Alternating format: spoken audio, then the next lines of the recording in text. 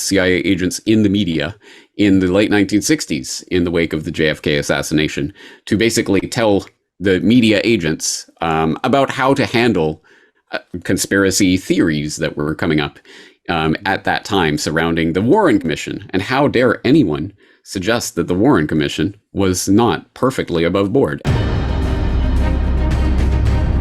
Did you kill the president? No, I've not been charged with that. In fact, nobody has said that to me yet. Oh, you're a conspiracy theorist, i.e. you're crazy. It has been pathologized. It has been turned into some sort of mental diagnosis almost. If I was to actually say what I think's going on, this would be the last time you saw me. Maybe the real analogy isn't NPC, maybe it's Agent Smith.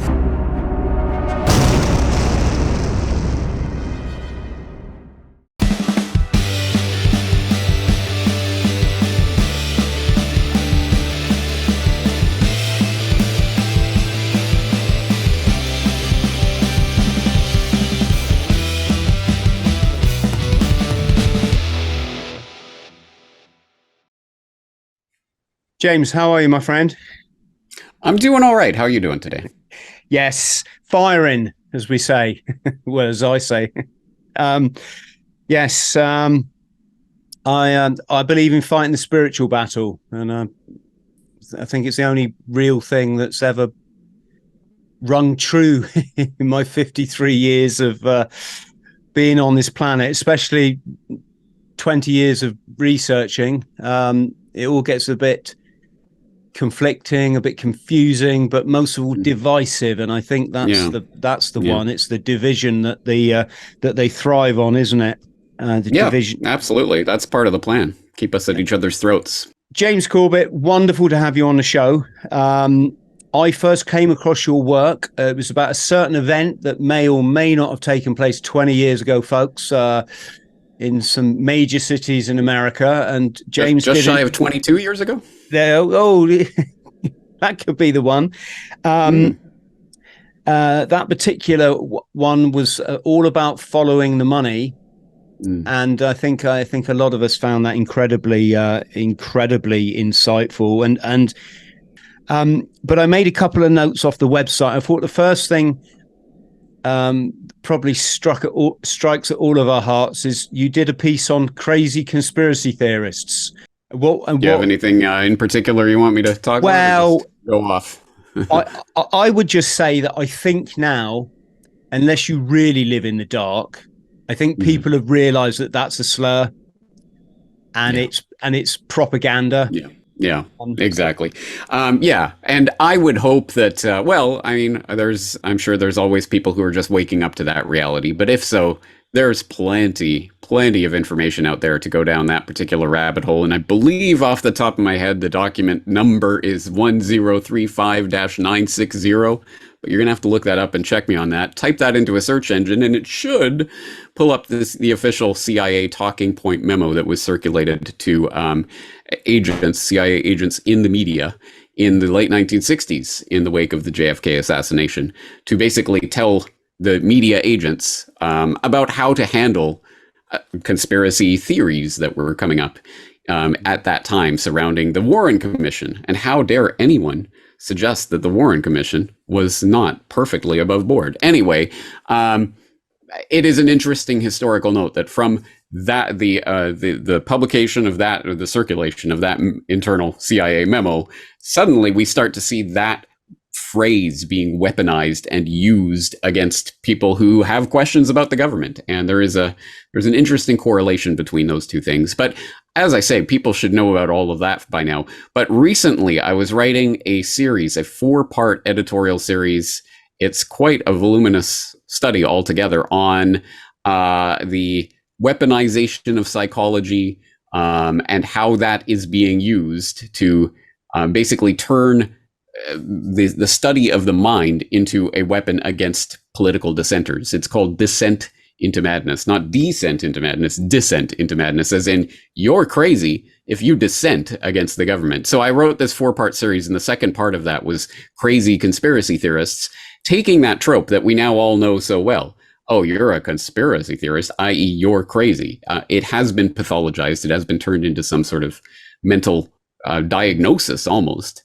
And not that isn't even. I want people to realize that the what I'm just saying there isn't some sort of analogy. It is literally becoming a diagnosis. And I even point in that editorial to a Swiss doctor, a cardiologist practicing at his own private clinic for the past 24 years, who, because of various posts that he made on social media, he got not just a knock on the door by the police, he got raided by dozens of people, including basically the Swiss equivalent of SWAT, showing up at his private practice to arrest him. And once they realized they couldn't arrest him for literally making posts on social media questioning the craziness that was going on, they referred him to a psychological visit. He literally got diagnosed with something called corona insanity, which is not a real diagnosis for anyone paying attention. But anyway, that was what he was literally diagnosed with, and then given the ultimatum, either you take these psychotropic medications to correct your insanity, or you spend some time in psychological lockup, essentially. So that it isn't. We're not just talking. We're not playing tiddlywinks. We're not. This isn't some analogy or something that's going on. They're literally trying to make it into a pathology that they can label you with and then start to medicate you for. This is pretty serious stuff, and the entire subject of psychology and how it has been weaponized against political dissenters is just a crazy and fascinating history. Yes, you touched on an interesting point. So after JFK was offed, was it something like 80% of Americans did not believe it was Lee Harvey? Yeah. At which point the CIA, or certainly the dark elements of the CIA, said, right, we got to spin this around.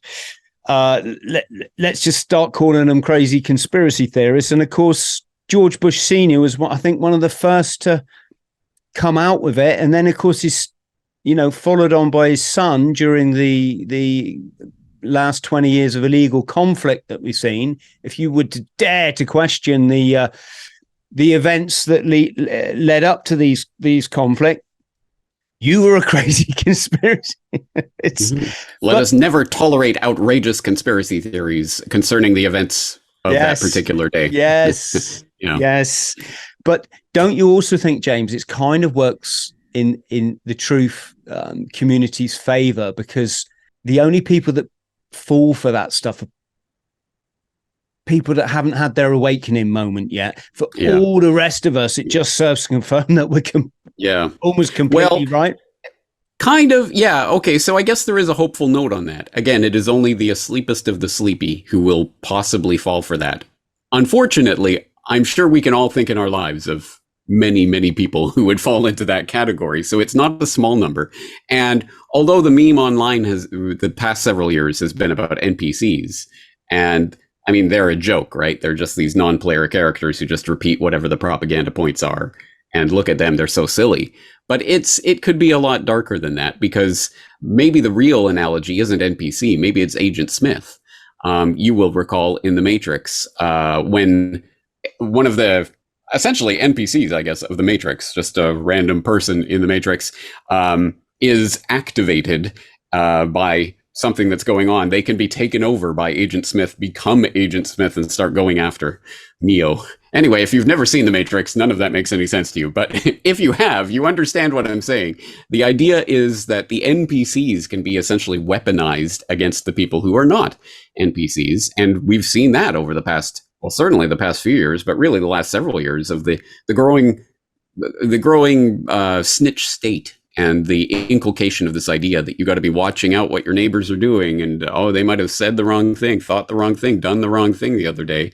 If you see something, say something. All of that kind of stuff that has been going through the culture more and more in the past decade, I think is leading towards something, and that is essentially of course, the top-down hierarchical tyranny is an ever-present threat to humanity. But the horizontal tyranny, in some ways, is even more scary. The idea that it's not necessarily the jackbooted thugs who are going to storm in and arrest you. It's going to be your neighbors spying on you all the time, and And he has a bit of criminal wrongthink there. He said the wrong thing the other day.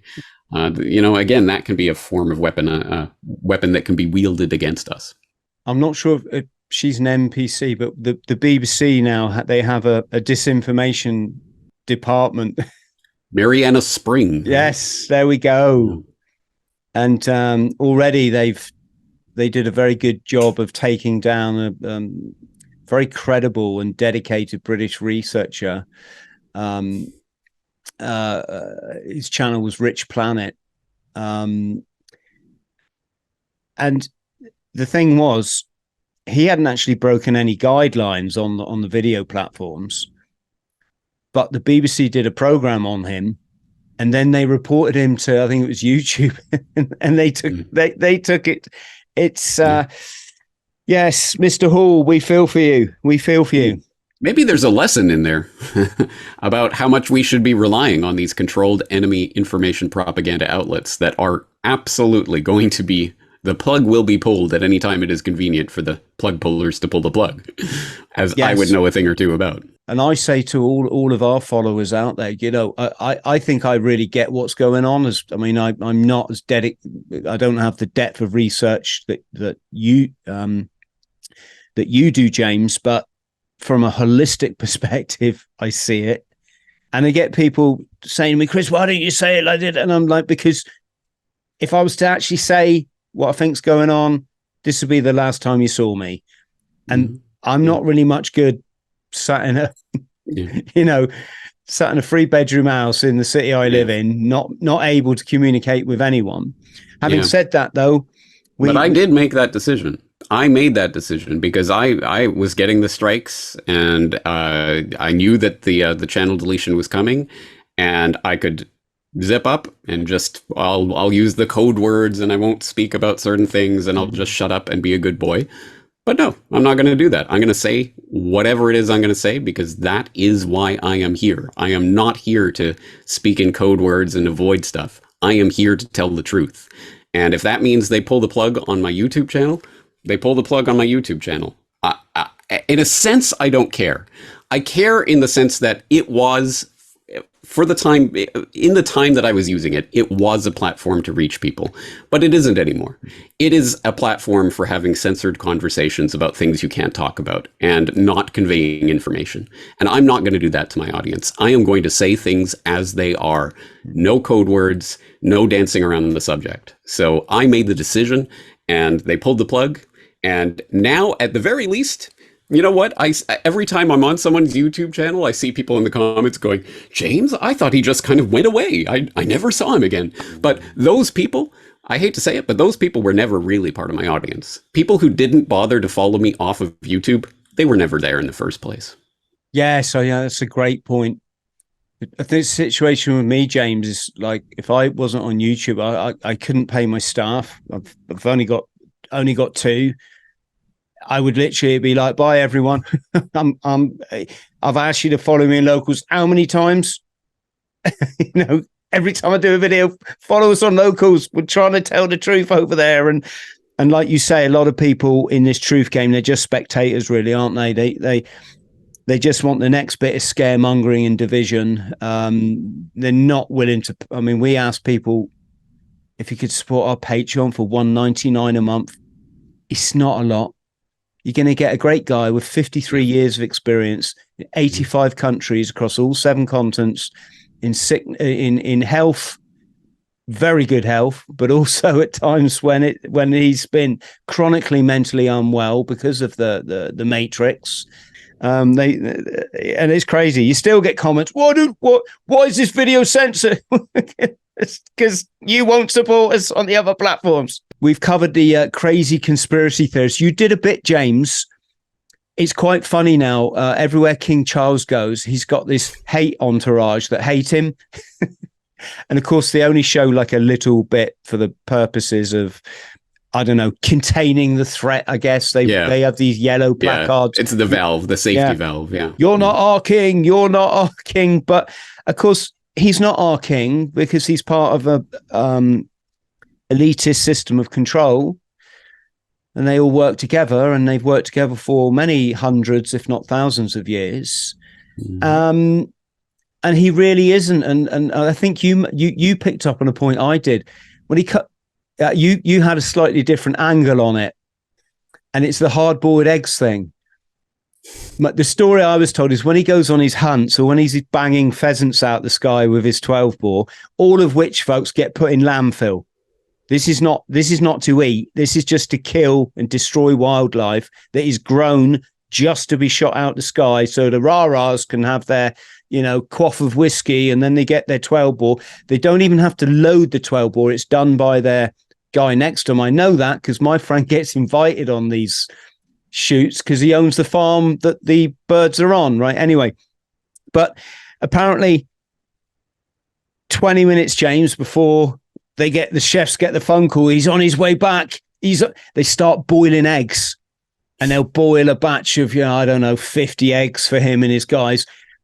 If he hasn't arrived, they throw them all away and they do another batch, because if King Charles doesn't get his egg yolky, you is going to be sparked, my sunshine. Yeah. And this is a guy that we think we should take our lead in life from. People are mental. They're crazy. Yeah, but he does everything he does because he loves and cares about you. Oh, well, there you go. Yeah, ridiculous. But yeah, the real point of this, of course, is what does Charles eat? What does Charles eat? Because you better believe he carries around his own private chef everywhere he goes and his own private stock of food, because he's not going to eat the garbage that gets served to people in the supermarkets or in your average restaurant. No. No, he has his own special organic farm that he grows all of his own special things for. The bugs and, eats the bugs and the Impossible Burgers and whatever, that's good for you, but not for him, right? Exactly. And also people that are not so enlightened, let's say, try to make a distinction between him and his mum. And folks, I'm not here to criticize dead people. In fact, I'm not here to criticize anyone. I fight the spiritual battle. It's all about me, what I can do to improve this life through myself. But if we are going to have an open conversation, she did support 20 years of illegal conflict. She did give medals to the people that fought in that conflict. I guess we don't get to see their stocks and shares and where their money's invested, but I'm pretty much sure companies like British Aerospace and, the arms industry would feature in that portfolio. And then, of course, we had the last 3-year debacle where she was actually making adverts on the television, telling people what they need to do with themselves and their family. Okay, you could argue she was a 96-year-old woman by that stage, or whatever the grand age she was. Apologies, folks. I don't watch television, so I don't know all this stuff. They did have some questionable relationships as well, James, didn't they? And I think a certain TV presenter, now then, jingle jangle. Right. But, sure. And here's the thing. In their wisdom, with all their advisors, did nobody bring it to their attention that this prolific offender, and he did that for 60 years or something, paid for by the taxpayer, the BBC license payer, and disliked by Diana as well. Do you think nobody suggested to the royal family that possibly this guy's a wrong un and you should have nothing to do?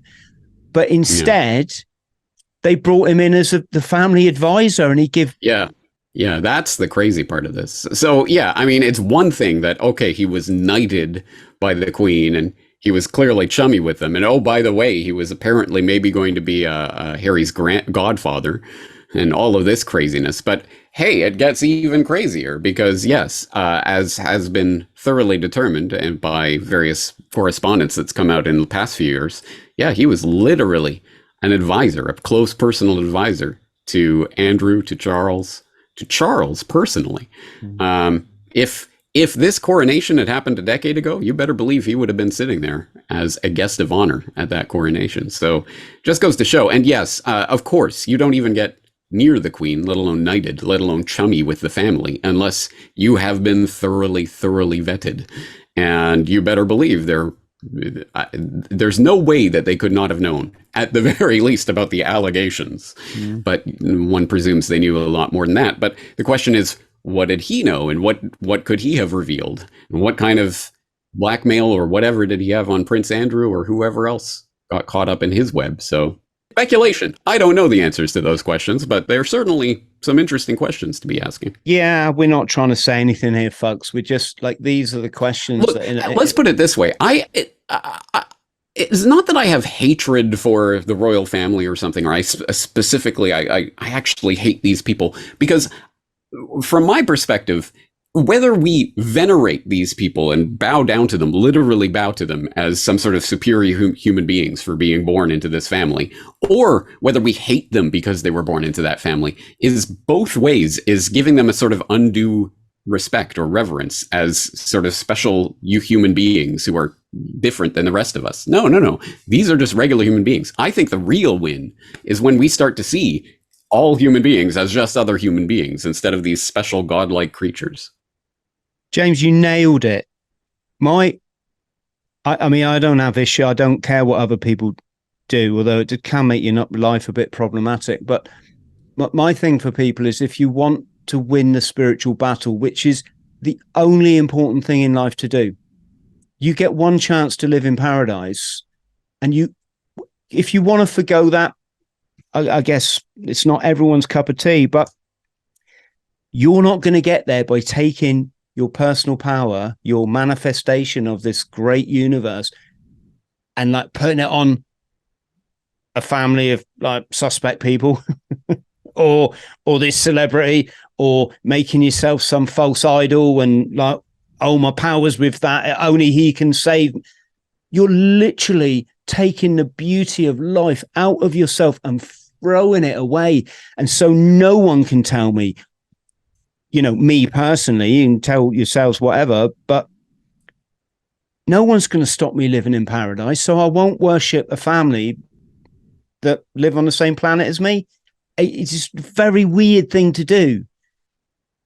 But I guess we're up against years of culture, James. Not just years, not just decades, not just centuries, but generations, millennia. Who knows how far back it goes? But I think, yeah, fundamentally, it does speak to some part of human psychology. Obviously, institutions like royalty itself cannot survive for millennia of human history unless it speaks to something in our nature, our makeup, that we are looking for that sort of special godlike family that we can give that kind of reverence to.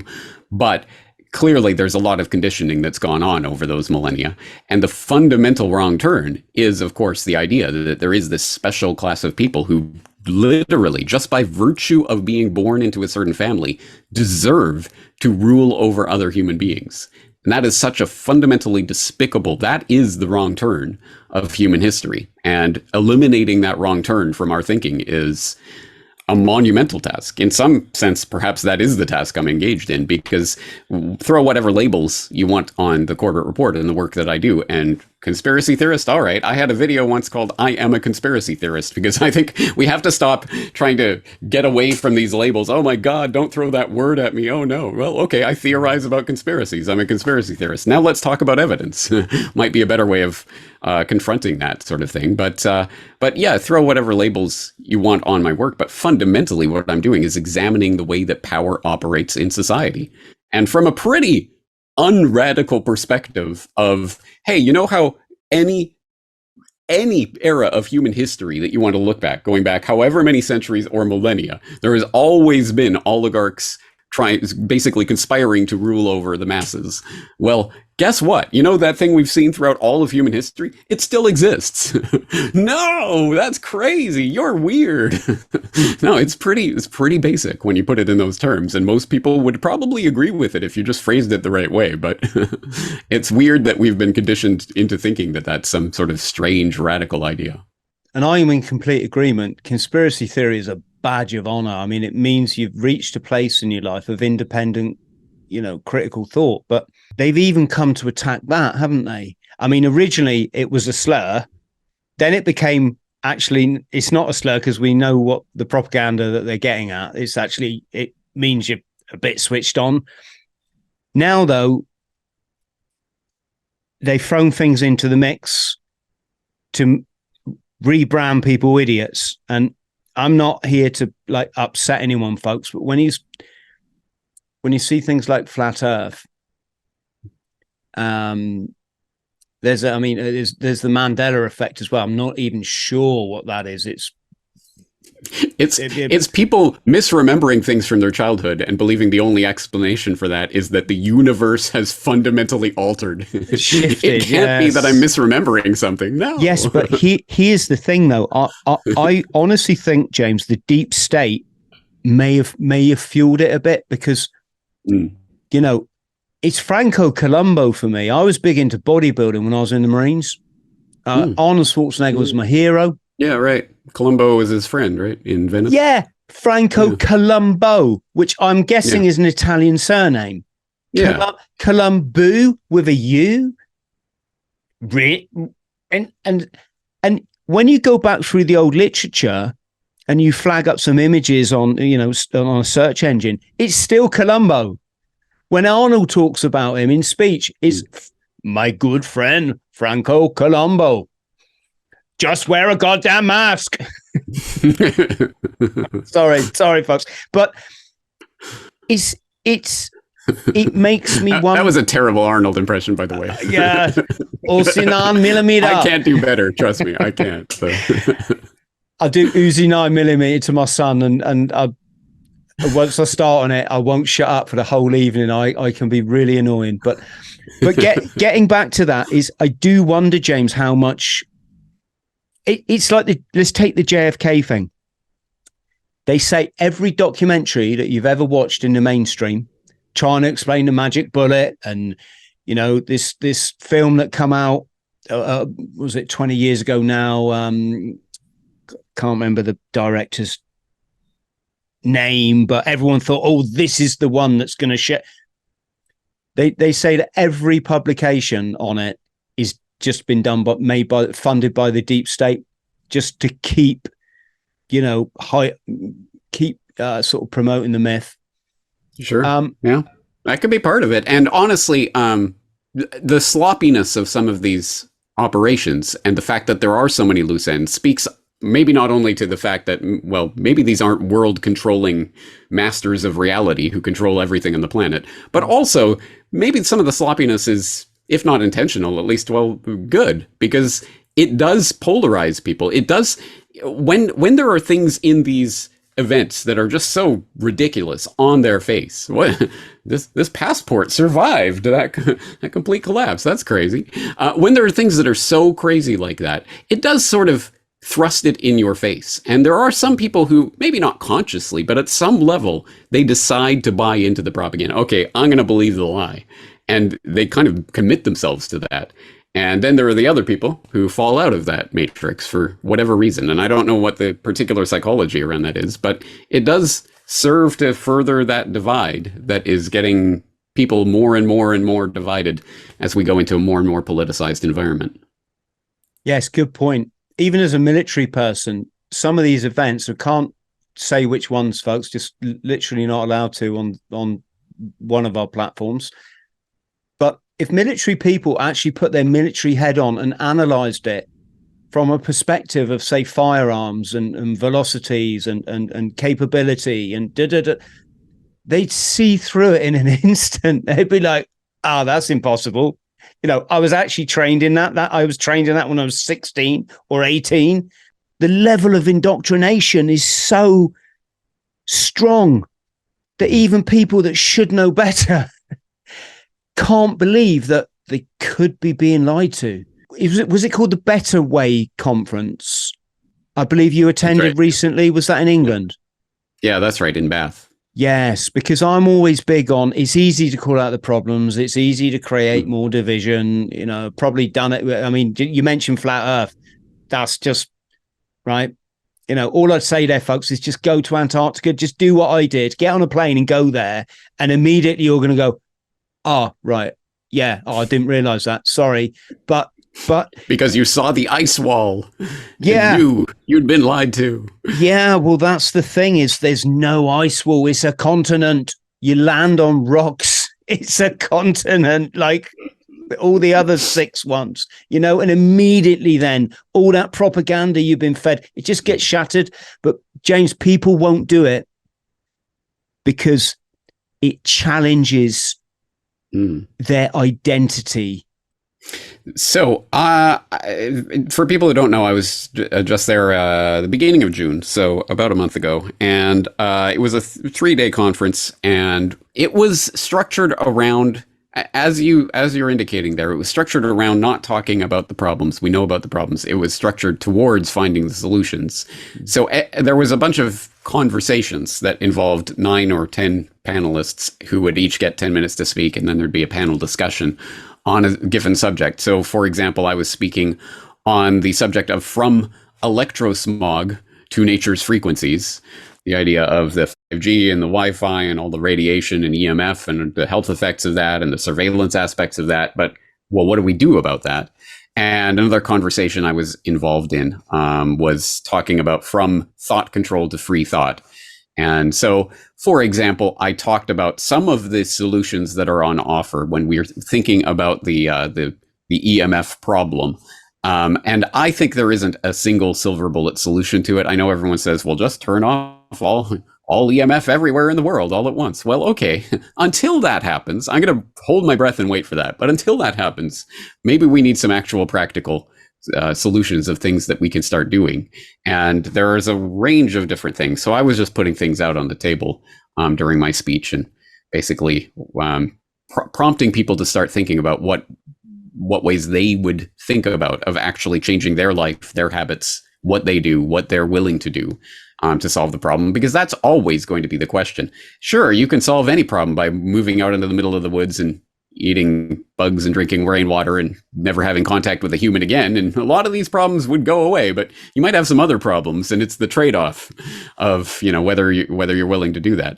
The other conversation I was in on the from thought control to free thought, I was obviously speaking as a member of the independent media. I've been doing this 16 years now. So I was waving the flag for the independent media. Yes, we need independent media, but independent how? Independent in what way? And I was trying to raise the specter of that question, because it's not just getting independent of the platforms that seek to control what we're saying, or the money that is the other conduit for us to be able to do this for a living.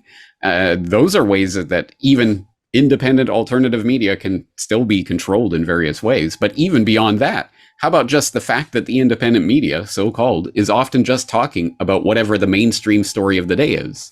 And it's like, well, let me tell you the truth about this thing that they're talking about on the BBC. Well, great. Okay, that is important. But if all we're ever doing is talking about what the BBC is misreporting today, we never actually escape that, right? So there has to be a sort of deeper structural meaning to this independence that we're seeking. So I was just trying to raise some of those ideas and throw some of those ideas out on the table. If people are interested in it, I posted up both of my speeches there at the Better Way conference in a recent podcast episode that's available, like everything I do, completely for free, under the title Finding the Better Way. Yes, and also I'm looking at some of these quote unquote alternative media platforms, and I'm looking at their speakers. Once their funding gets threatened, they just kowtow and start putting out We've seen some big platforms do that, folks, haven't we? I think the clue is if they're still on YouTube. The second thing is a lot of these guys are oldies, they come into this after a lifetime of brainwashing. They don't have the mental experiential anchors into other theories to understand, and not just theories, but personal experience. So, I mean, for example, I started eating majority vegetables 20 years ago. I'm not talking about like carbohydrates here, folks, and all that stuff that toxifies your body. I'm talking like actual green vegetables. And I found, for example, I never got sick again, ever, full stop. And I can run 1,000 miles non-stop while sleeping at the side of the road. And you get these oldies there, they haven't lived that, they don't have that experience. They're still coming from the time when you went to your GP and you got the sniffles and all that, and they're like, you got that off Dave in the office. Okay, go to bed with a cup of coffee or a cup of tea and you'll be fine. and all this. And I'm just highlighting, James, it's a difficult one. You know, some of these speakers, they're idolized now for the work they've done off the back of the last 3 years. They've got their own channels and they've got like hundreds of thousands of people. They're still part of the problem. You know, they're still a part of the problem. Yeah, well, let's put it this way. Look, I think everyone is on different stages of their own journey and their own awakening and their own understanding. And so I'm not here to further the division in terms of further trying to sow the discord that has been so thoroughly sown by the powers that shouldn't be amongst the alternative media ranks. But this is kind of the point. Again, it goes back to that idea, just as I won't bow down to or venerate or hate the royals because they happen to be born into a royal family, I'm not going to bow down to and venerate or hate any particular media figure for saying what they say. My opinion has always been, when it starts becoming about personalities and this person said this thing and I believe something different, therefore they're horrible, that's when we lose. It should be about information, and sometimes it's about our own experiential evidence that we know from our own particular lives, but sometimes it's verifiable information, whatever. That is what this is about. And when you put it in that perspective, it doesn't matter who said what in terms of the soap opera drama that people want to bring it down to. It's about, what do I know and how do I know it? And if you're constantly interrogating yourself with those questions and questioning the conclusions that you've come to, well, is that really a conclusion? Maybe I've left something out. I better find another perspective on this. As long as we're engaged in that process, then we're winning. But once we start basically separating ourselves and dividing ourselves, and that guy's a shill and that guy's a shill, and let me tell you about how this guy's a shill, that's when we start to lose. Yes. Everyone's a shill for us. I mean, until you can actually tell the truth, gosh, we could all be a little bit accused of that, couldn't we? Not so much shill, but controlled opposition, because the platforms that we're on do control, you to a certain extent. Well, let's put it this way. No one knows everything. I mean, I know enough to know I do not know everything. And some of the stuff that I talk about, I'm sure I'm wrong about. I don't know which stuff, unfortunately, but I'm not right about everything. And anyone who would just listen to anything I say blindly and believe it because I said it is an idiot. Anyone who would listen to anything I say and not believe it because I said it is also an idiot. I'm not the factor here. I'm not part of the equation. The question is this true or is it not? And so again, yeah, it's such an interesting thing. People always, of course, because we're so used to the sort of the human element of this and our human relationships, which is a good thing, which is the natural thing. But then we get into this space where we're talking through screens and devices, and we're having a conversation between the two of us on the opposite sides of the planet that's being seen by who knows how many people on, all around the world who are watching or listening to this on their devices. And how are they relating to this conversation and to us and thinking of us as people? And it's like a conversation you were having with your friends, but it's not really a conversation when you're just sitting there staring at a screen as my camera goes out of focus. So it plays on our human psychology, the way that we interact with other people. We tend to put things in these human terms when really what you are listening to are voices and faces on a screen. And we're already stepping through the threshold of, if not today, at least in the near future, you won't know when you're listening to James Corbett on a screen. Is that really James Corbett, or is that the artificially intelligent generated facsimile of James Corbett? And what's the difference? And if I can't tell the difference, does that make a difference? We're stepping into strange times that play on, again, our sense that this is some sort of human interaction we're having, but it's not. It's a digital mediated interaction that we're having, and that's a completely different thing. And so once again, once it starts becoming about people, we lose. When it becomes about verifiable information that we ourselves can either prove or disprove for ourselves, then we are winning.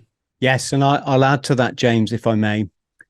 Even though I see people putting out these narratives, I know that, I know they're doing it from the goodness of their heart. They mean well. Follow the spiritual journey. The highest form of vibration is love. The highest form of energy is love.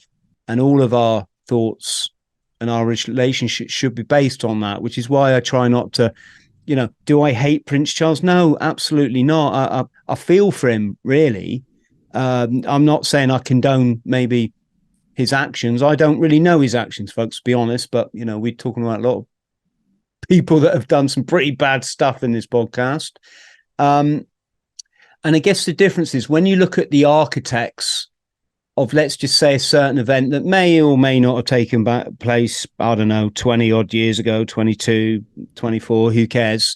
They weren't coming from a place of love, were they? But, well, if you really want to pull back on the big overall picture of things, it is fundamentally an anti-human agenda is what we are facing. It is an anti-human mindset that, certainly is not about love. And unfortunately, is about death and destruction, and has been for, all of recorded history anyway. And who knows what unrecorded history. There's always been people trying to rule over others, using other people as pawns, discarding them at will, and trying to essentially enslave them. And that is unfortunately no different in our day and age. And it seems pretty obvious to me, if what we are facing is an anti-human agenda, then I think the way to solve that is the pro-human agenda. And it's interesting to think about how much indoctrination that we receive about how horrible humans are, and they're a cancer on this earth, and there's too many people, and we need to get rid of a bunch, and all of this that so many people have internalized that they genuinely believe that it is their own idea at this point, as if it hasn't been force-fed into their consciousness their entire lives. I've certainly had that conditioning and propaganda spewed at me all my life, and I'm sure there was points in my childhood where I would have, if not gone along with it completely, at least sort of, maybe there's a point there. Humans are kind of a horrible species and blah, blah, blah. And unfortunately, some people allow that to take over their consciousness. But no, that is being put there by the people who, of course, not only have an anti-human agenda, but what's the easiest way to accomplish the aims of that anti-human agenda? Make humanity hate itself. It's much easier than actually having to, fight against an enemy that's coming back at you. No. You demoralize the enemy and you make them hate themselves, and then they're easy to conquer. Yes, exactly. It's kind of like their energy harvesting. Even though they'll be dead long, they won't see their new world order.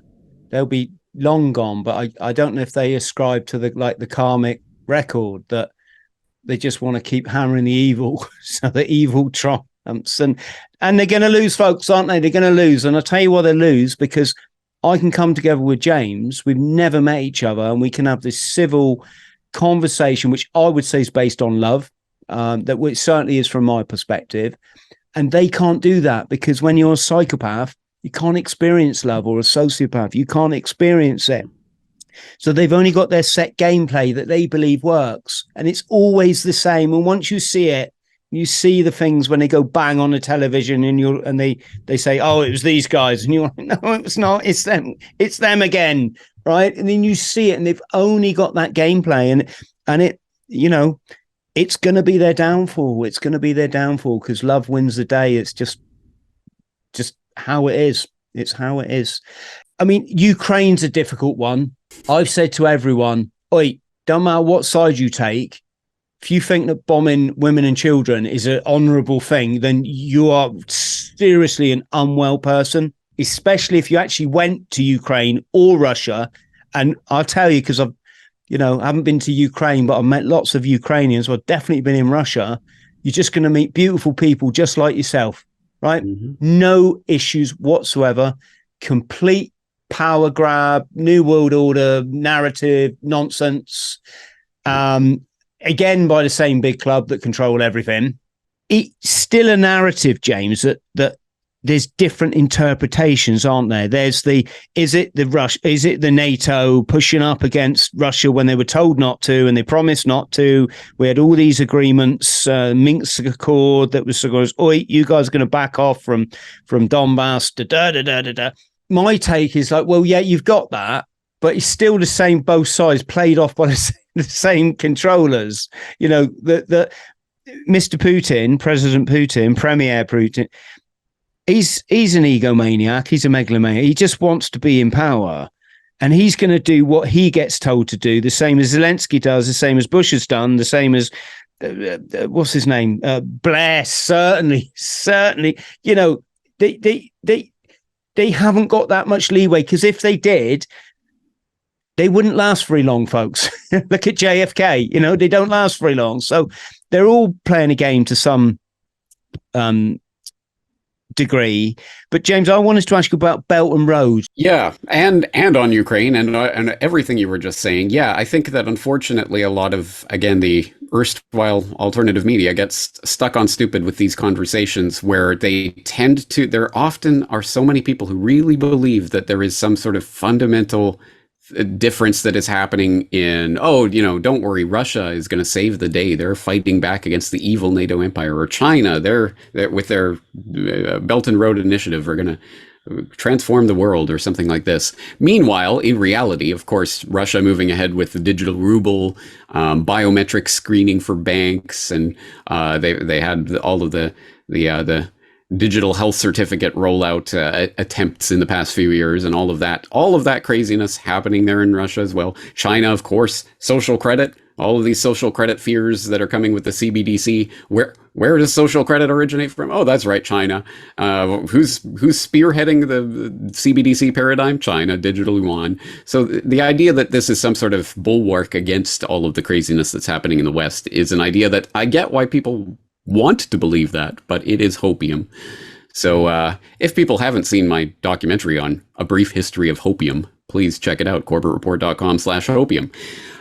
But yes, I have talked about the Belt and Road Initiative, the new Silk Road, as it was being called a decade ago. So I've talked about this for many years, and there's a lot to say about it. But the fundamental thing to say about it is what you were gesturing towards there. Okay, yes, on one level, of course, China is raising all of this economic capital on the basis of their suddenly booming economy that's for the past couple of decades has been this incredible, the Chinese dragon, amazing. And so they're trying to convert that into geopolitical capital. And how do you do that? Well, you finance this infrastructure for transporting your goods, and that becomes the physical linkages with all these different countries, et cetera, et cetera. So it makes certain sense, obviously, on a number of levels. But the real question to ask is, how did China just suddenly start growing into the fact that it's now either the second largest or the largest economy on the planet, depending how you measure that and what metric you use? Anyway, it's fast becoming the largest economy on the planet. How did that happen? Was it just that Chinese pluck and spirit and entrepreneurial gusto that just for some reason a couple of decades ago just picked, I wonder if there's a history to that. Oh, there is. So if you, for example, I've done a podcast episode on China and the New World Order that goes into the connections of the going back to the 1970s and the opening up of China to the banking linkages that were taking place in the 1980s, to the offshoring and opening up of R&D of basically every Fortune 500 company on the planet suddenly finding their way to China with all of these agreements that, oh yeah, of course, you know, all of our intellectual property and whatever, we'll give that to you as well. And now China suddenly is this economic juggernaut who has a military where they have all of these different drones and fighter jets and aircraft carriers and all these things that are suspiciously Western. Where did they get all this technology? And wait, on their promotional video, there's actually English on some of their heads-up displays. And why was that? Oh, are they literally copying technology? And how did they get the hands on it? And all of that. And people pretend to act surprised, despite the fact that 50 years ago,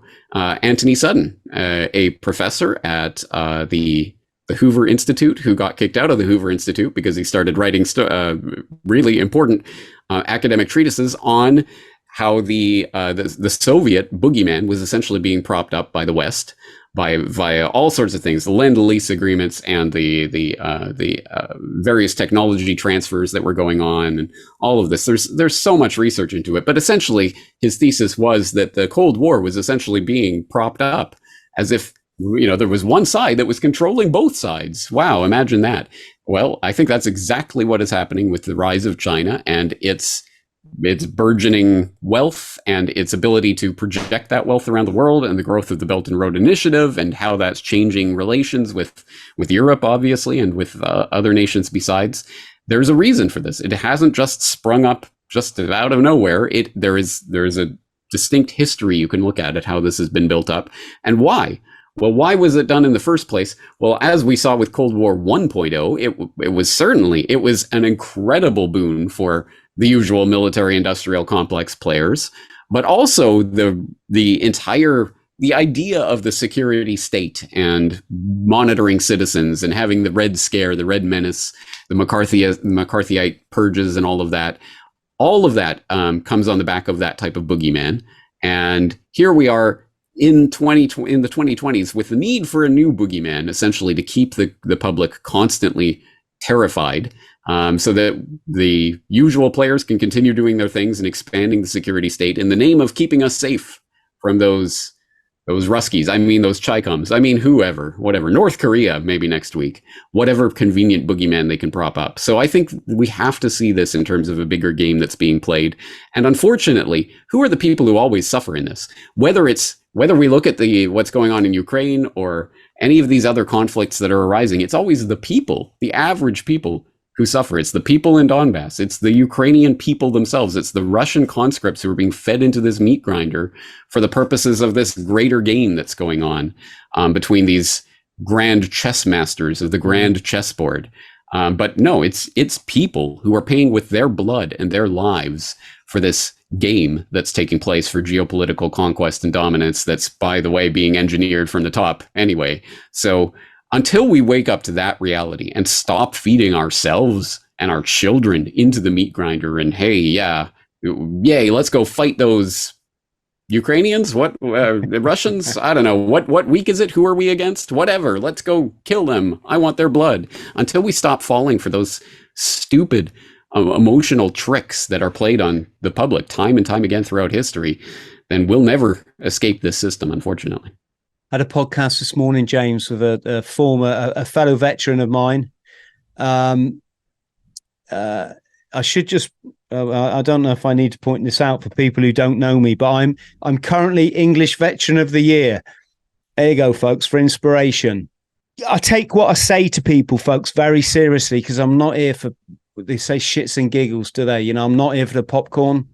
I'm here for one thing only, and that's love, and also the future of the children.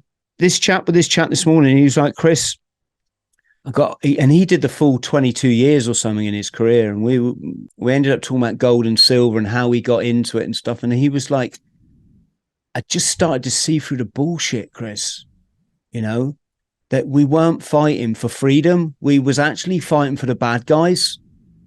And, you know, obviously me and him think have come to the same realization, but I said to him, how come First World War, 100 years ago, 110 years ago now, was it Wilfred Owen wrote the poem, Dulce est decorum est? Yeah. I can't remember the rest of the Latin, but he said, once again, the same old lie, it's an honor to die for one's country. Yeah. Yep.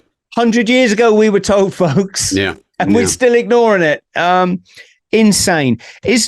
I'll tell you an interesting thing I learned the other day.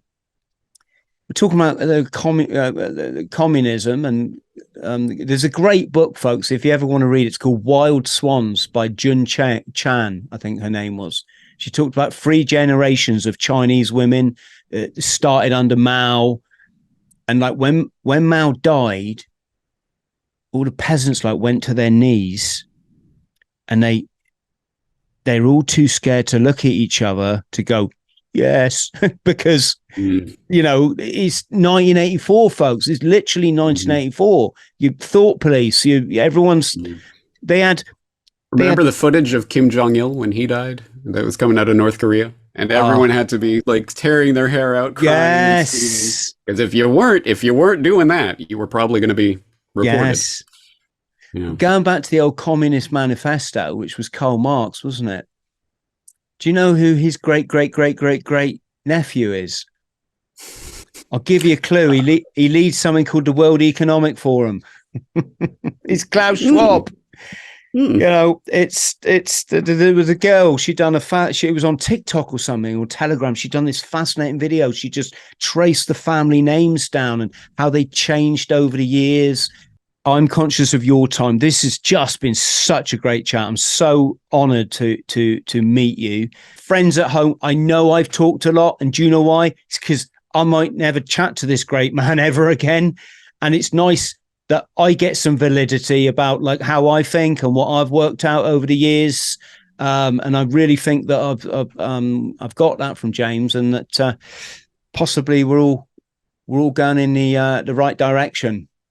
So, James, I'd love for you to come on the show again if you get some spare time. I probably won't talk so much in that episode because I've got my paradigm out there, and it's okay.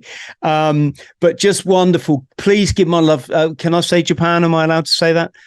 Sure. Yes. Yeah. I didn't know if that's not public knowledge, but you know, James lives in Japan, folks, and I met a wonderful guy. Actually, he was called Donald someone. He was an American GI that had settled there after the bomb went off, and he worked for Stars and Stripes, so the military newspaper, and he'd lived there ever since. Can't remember his name. Someone put it in the comments, folks. Donald someone. And he just stopped me in the street one day when I was trying to take a selfie before selfies were even invented, and he said, "Do you want me to take a photo of you?" And I said, "Oh, thank you." And he looked after me for the evening. He took me to see a capsule hotel, which was just fascinating. I've been here 19 years. I've still never been to a capsule hotel. They're incredible. They are literally like we had on ship. They're like a little box, and you crawl in. You got your little TV on the wall. You know, you have a communal area where you all go and sit with guys with big bellies and flip flops. It's just incredible. But he wrote a book called Japan. Private people, public people, might be the other way around. And I said to him, because I'd had a bit of an experience in Hong Kong. It hadn't ended up very nice, and tried to assimilate myself into the culture, you could say. And I said to him, you know, do you fit in here, Donald? I think his name was Donald. And he said, Chris, I've never tried to. They're Japanese. I'm American. I understand the difference. And I'm happy with that. And I was like, wow, that guy's really sorted. When you can be happy with your place in life and where you are, then what else do you need, right? Yes, exactly. So, James, just stay on the line so I can thank you properly. But thank you so much. We're going to put all your links below. Thank you for everything you've done. I mean, the Follow the Money video is just, God, you know, it really helped to awaken my eyes. And I'm not just talking about the negative stuff in life. I mean, to find out who I am and enter a place of paradise, which is where I live. And so thank you very much for that, my friend. To all our friends, thank you for having me on. Thank you for talking. No problem. I'm like I say, James, let's do it again. Great chat. Friends at home, much love to you all. Please look after yourselves. If you can hit us with a like and a subscribe, and you've heard it all before, and we'll see you next time. Thank you.